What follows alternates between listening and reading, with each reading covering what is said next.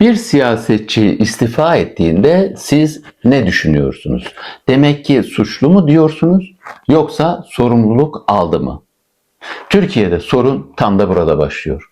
Çünkü biz istifayı ahlaki bir duruş değil, suç itirafı gibi okuyoruz. Peki o zaman soruyu sormak zorundayız. İstifa etmeyen herkes masum mu?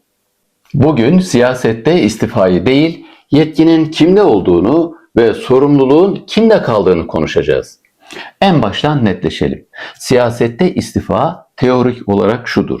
Yetki ve sorumluluk sahibi kişinin kamu yararını gözeterek görevinden kendi iradesiyle ayrılmasıdır. Yani istifa bir rica değildir, bir talep değildir, bir izin süreci değildir. İstifa tek taraflı bir irade beyanıdır. Yetki sana verilmişse o yetkiden vazgeçme hakkı da sana aittir. Bu yüzden sağlıklı demokrasilerde istifa acaba kabul edilir mi diye beklenen bir şey değildir. Bildirilir ve sonuç doğurur. Peki Türkiye'de neden işler böyle yürümüyor? Çünkü bizde sık sık şu ifadeyi duyuyoruz. Görevden affını istedi. Bu ifade masum değildir. Çünkü bir istifa değildir. İstifa ile görevden affını istemek aynı şey değildir. İstifada irade sende, sorumluluk sende, karar sende. Görevden affını istemek ise bir talep. Yetki üst makamda. Karar sende değil.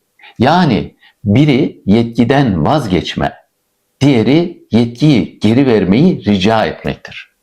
Bu yüzden görevden affını isteyen kişi etik sorumluluğu da yukarıya havale etmiş olur. Bir de şu karışıklık var. İstifa ile görevden alma aynı şeymiş gibi anlatılıyor. Değil. Görevden alma istem dışıdır. Üst makamın tasarrufudur. Performans, kriz ya da siyasal tercih sonucu olur. İstifa gönüllüdür. Etik bir tercihtir. Kurumu koruma refleksi vardır burada. O yüzden şunu net söyleyelim, istifa eden gider, görevden alınan gönderilir.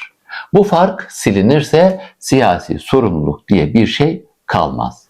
Şimdi biraz dünyaya bakalım. İngiltere'de çok temel bir ilke var. Ministerial Responsibility, yani bakanlık sorumluluğu. Bu ilkeye göre bir bakan sadece kendi yaptığı işlerden değil, sorumlu olduğu kurumun hatalarından da sorumludur. Bu biraz bizim komutan sorumluluğunu andırıyor. Komutan birliğin yaptığı, yapmadığı her şeyden sorumludur ya.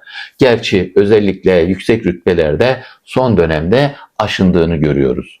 İngiltere'deki işte bu ilke gereği bakan hata yapmasa bile kurum hata yaptıysa bakan istifa eder. Çünkü orada istifa suçu kabul değildir. Kurumu koruma davranışıdır. Almanya'da intihal nedeniyle istifa eden bakan var. 2011 yılında Almanya Savunma Bakanı Gutenberg. Doktora tezinde intihal, yani başka birisinin eserinden aşırma tespit edildi. Bu durum bakanlık göreviyle doğrudan ilgili miydi? Değildi. Hukuken istifa etmesi gerekmiyordu. Ama şunu söyledi. Bu tartışma makama zarar veriyor ve istifa etti. Almanya'da verilen mesaj şuydu. Makam kişiden büyüktür. Amerika'da istifa çoğu zaman medya baskısı, kamuoyu tepkisi, parti içi hesaplar sonucu gelir. Richard Nixon örneği çok nettir. Görevden alınmadan önce istifa etti. Çünkü sistem onu oraya doğru itiyordu. Amerika'da istifa çoğu zaman etikten çok siyasetin ürünüdür ama yine de bir hesap verme mekanizmasıdır. Türkiye Cumhuriyeti'nde bazı istifalar vardır ki kağıt üzerinde istifadır.